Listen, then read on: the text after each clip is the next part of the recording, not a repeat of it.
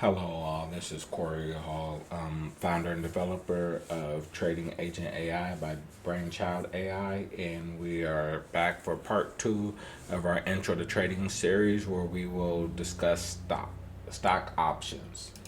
And so here I am at the trading agent screen, and we're going to just feed it a simple prompt. How to trade options.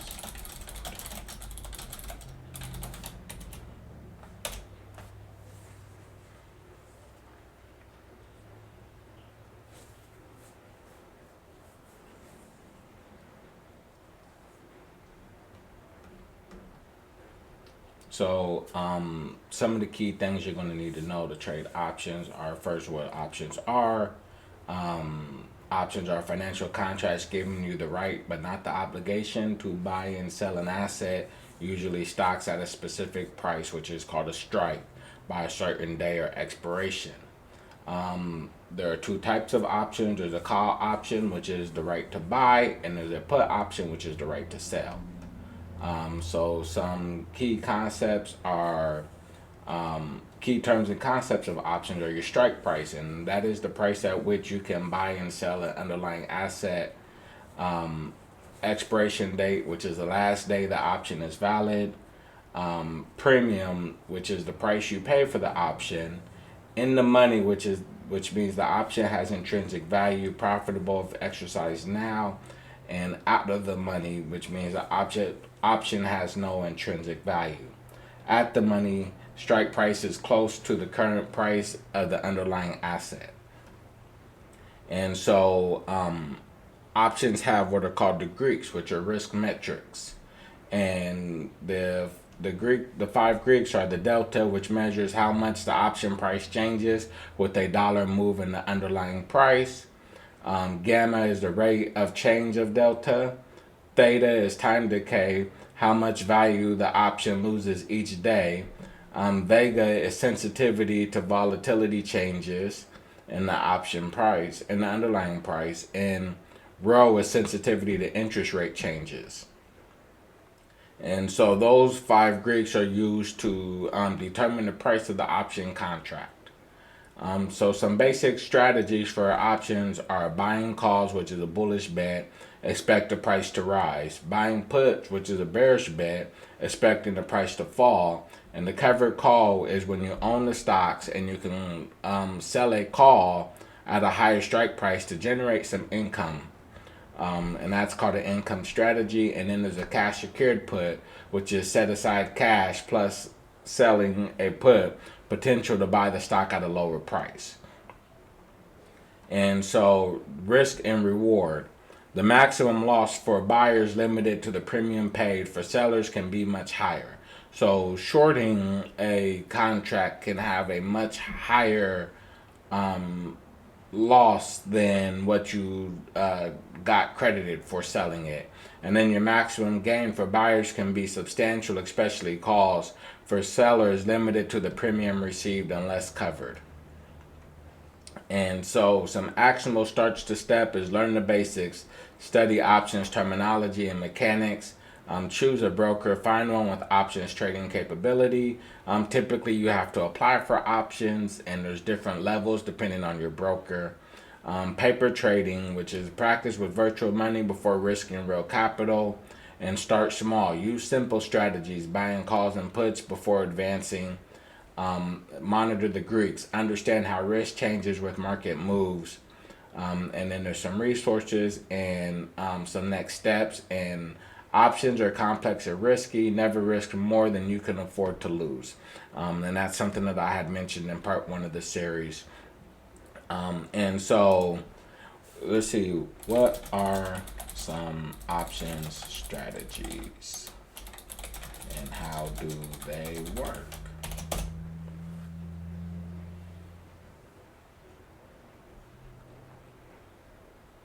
So we're going to give it that prompt, give it a few seconds to process. And so this breaks down the different strategies that are available for options trading. And there's a lot more. So buying calls, which is also called a long call, and that's buying a call option. The goal is to profit if the stock price rises above the strike price plus premium paid. The risk is limited to premium paid, and the reward is unlimited upside. Buying puts or a long put is buying a put option. The goal is to profit if the stock price falls below the strike price minus the premium paid. The risk is limited to premium paid, and the reward is significant downside profit, limited to the stock going to zero. So this is a way to profit off of the downside or the selling of stocks. And a covered call is if you own 100 shares, you can write a call option, which is selling it, and then you collect that premium up front, and then you can buy it back at a lower price. Or hopefully it'll expire worthless, and then you just get to keep the whole premium. And so the goal is to earn income from the premium, potentially sell shares at a strike price if exercised. The risk is miss out on gains above the strike price, downside risk on the stock. And the reward is the premium received plus gains up to the strike price. And the cash secured put is selling a put option, set aside cash to buy shares if assigned.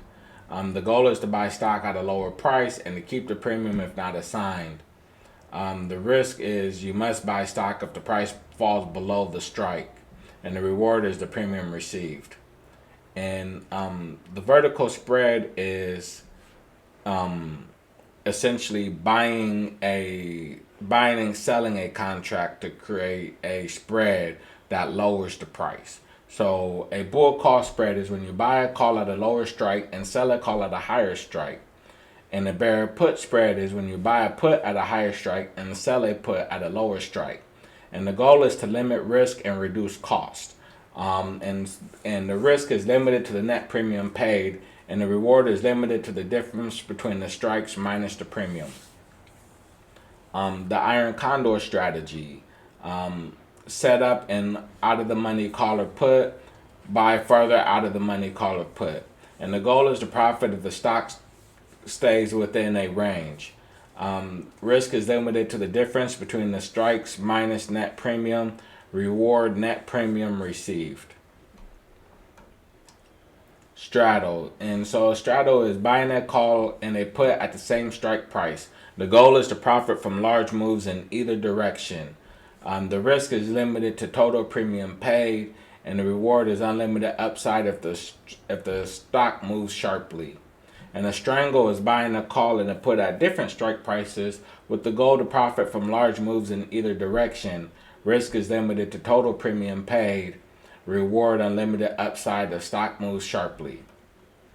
And so the risk profile is buying options. There's limited risk, unlimited for calls, or substantial for puts rewards.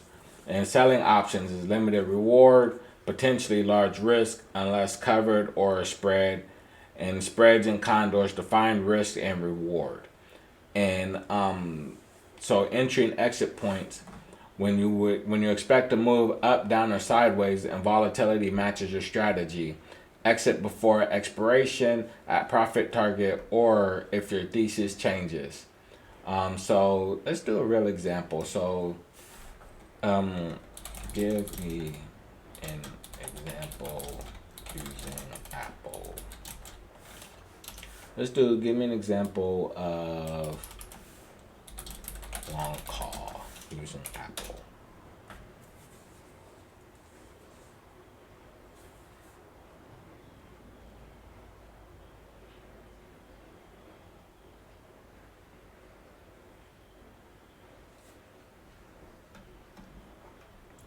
So here we're looking at Apple, and the current price is $286.19, and the strategy, we're going to buy a call option, which is a bullish bet. And so we're going to look at near the money calls, and this is the options chain for Apple. And these expire a couple weeks out, some of them a little bit further. And so what it did was it pulled up 5 call options with moderate delta, ideal for a long call. As you can see here, we got good open interest. We got some good volume. It's before the market, so you know the volume's a little bit off. It'll be a lot higher when the market's actually open. And so you can see here we got our Greeks, and we have our bid ask and our volume and our open interest. And so the risk analysis here is the max losses, the premium paid. So depending on which which contract you buy, there'll be a premium associated with that. And then the max gain is unlimited. Your break even is your strike plus your premium. So an example is 285 plus 730, which equals 292.30 for the December 19th 285 call, which is this one here. And then your theta, which is slight daily decay, is a 4 cents. So every day you'll lose 4 cents in value on this contract. Vega, which is volatility, is sensitive to volatility changes. Higher Vega equals more impact from IV moves. And so as long as the IV stays elevated, you'll gain 12 cents every day. And so your entry and exit points for this would be buy the call when bullish on Apple, expecting the price to go above 292 by expiration. And exit, sell the call if Apple rallies and the option value increases. Hold the expiration for max profit if Apple surges. And cut losses if the thesis changes or time decay accelerates. So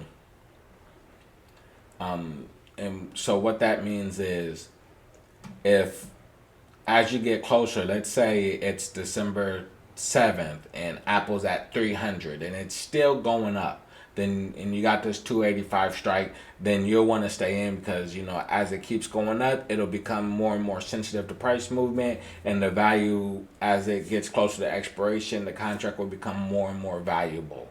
And so the price will work against you, so you'll want to hold. But the same is if it's below 285, let's say it drops down to 282, as it gets closer to expiration, the value of the contract will decrease rapidly. And as it gets closer to expiration and it's out of the money, then the theta will decrease and the value of the contract will go down more rapidly. And so here it explains your profit loss scenarios, and kind of what I was just saying. Your profit, Apple closes at 300 on December 19th, for example. Your profit would be 300 minus 285 minus 730, which would be your premium. So that's around 770 for contract, or that's $770 per 100 shares. Apple closes at 285 or below, your loss would be your premium paid, which would be 730 per contract. So some key risk would be time decay, which theta erodes value daily. If Apple stays flat or drops, you lose the premium. Volatility drop can reduce the options price, and Vega risk. And so the summary is, long calls is a simple bullish strategy with limited risk and upside potential. Choose a strike near current price or higher delta with better odds of profit. Monitor Apple's price and time to expiration and implied volatility. Now, $770 might be a little bit expensive for a lot of people, and maybe they want to capitalize on that bullish move, but not put so much capital up. And that's a good use case for a vertical spread. So we're to provide an example of a vertical spread.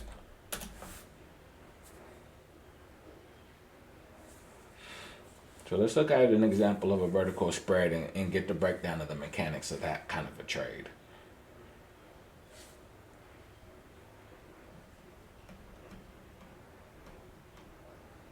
So again, we're going to use Apple as our example and how it works. And so the agent does a good job of just explaining, how it works. So we're going to buy a call at a lower strike price. with higher premium, higher delta, and we're going to sell a call at a higher strike price with lower premium, lower delta. And the goal is to profit if Apple rises, but with limited risk and reward. And so the risk and the reward are actually predefined, which helps you to understand better when to, and where to get out of your trade. So example of your spread would be you're going to buy the 285 call and you're going to sell the 295 call to offset the cost of that 285 call. And so your net debit, because this is a debit spread, is going to be the contract cost of your buy, of your 285 buy, which is $7.30, and then minus the 360, which is the selling of the call spread, and so that puts you at about 370 per contract. And then your max profit is 370, and your max loss is 370. So that puts you at about a 1-to-1 risk to reward ratio. And you can mess around with that to get higher and lower risk to reward ratios. And so your profit loss scenario is if Apple closes at 295 or above, you'll get max profit, which is 630 per contract. If Apple closes at 288.70, your break even, then no profit or loss. And then if Apple closes at 285 or below, then you'll get your max loss of 370 per contract. So I misspoke earlier. I said it was a 1-to-1. This is actually a 1-to-2 risk to reward ratio, which means that you are your potential reward is 2 times what your risk is, which is a pretty good trade. And so the risk analysis here is the max loss is the net premium paid. Your limited reward is the max gain is capped at the difference between the strikes minus net premium. And theta decay works against you, but less than a naked long call. So what that means is, had you have just bought the call and the trade went against you, you would lose money a lot more faster than you would on this vertical spread, because the theta decay on the other one kind of offsets it. And so the Vega is less sensitive to volatility changes than a single long call. And what you can do with these vertical spreads is you can match certain Greeks so that they offset each other to just completely eliminate that. So like if you wanted something where theta decay wasn't an issue for you, depending on your strategy, you could find a set of contracts where the buy and sell match each other on that theta, and then it will cancel each other out. And then so the entry and exit points is when Apple is bullish and you want to reduce cost and risk. And the exit is close the spread early if Apple rallies and the spread value increases. Hold the expiration for max profit if Apple is above 295. Cut loss if Apple drops or thesis changes. And so the summary here is that the bull call spread is an effective way to bet on moderate upside, define risk and reward, make it ideal for a risk-conscious traders. Use strikes close to the current price for a higher probability of profit. So let's see let's look at a bear put spread. And so I want to see a bear put spread. And so a bear put spread is kind of a different bit of a setup. And this is, kind of betting it on the downside. And so it's the same concept and the same setup, except you're going to use puts instead of calls. And this is for a bear setup, to sell, to profit if Apple declines with limited risk to reward. And all the theory and all the concepts are exactly the same.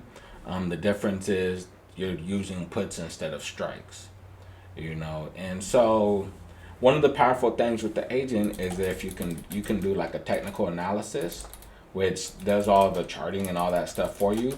So you can do a technical analysis for Apple.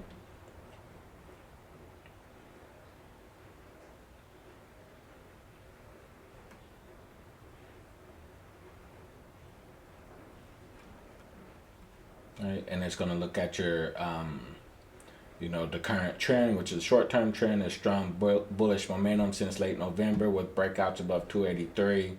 Medium term is uptrend from September lows to current highs. The volume is a recent surge with 54 million shares, confirmed strong buying interest. Your moving averages, your 50 and your 20-day. You're above both of those, so that's bullish confirmation. Your RSI is approaching overbought territory, but not extreme. And the interpretation is strong momentum, but watch for potential short-term pullback. And MACD is your moving average convergence divergence, which the trend likely is above the signal line, supporting a bullish trend. Momentum is positive, but monitor for divergence if price stalls. And so here's your support and resistance levels. Immediate support is 283. Next support is 278. Major support is 260, which is around your 50-day moving average region. And as you can see here, it kind of explains where these supports and resistance levels come from. Immediate resistance is 287.40, which is a recent high, and then the major resistance is 290, which is a psychological level. And so your trading signals are price are above key moving averages, strong volume, positive momentum. Caution is that the RSI is near overbought, possible short-term pause or minor pullback. Breakout watch sustain closed above 287.40, could target 290. And so we were talking about the breakout trading in part one. So here's a good level that it's telling you to watch out for that. Your pullback buy zone is about 278 to 283 if price retests support. And so some actionable insights is trend followers stay long while above 283 support. Swing traders consider partial profit taking near 287 to 290, re-enter on dips to 278 to 283, and risk management stop loss below 278 for short-term trades. So based on technical analysis, recommend an options strategy.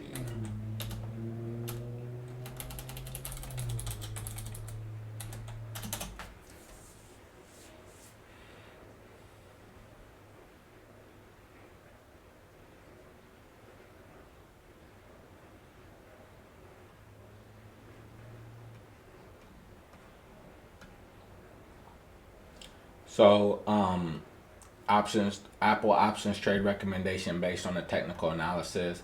So again, it's going to provide that technical setup, and it's going to recommend a bull call spread, and not only is going to recommend you that, and it's going to tell you why. And this is important for traders to know.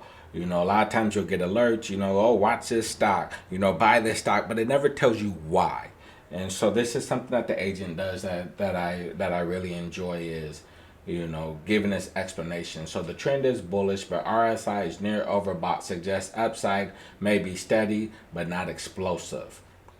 Bull call spread profits from moderate upside, limits risk, and is cost effective if Apple consolidates or rises modestly. And so an example trade setup is buy one Apple 285 call and sell the 295 call, and it's going to give you the bid and the ask and the delta on that, and the net debit, which is about 370 per contract.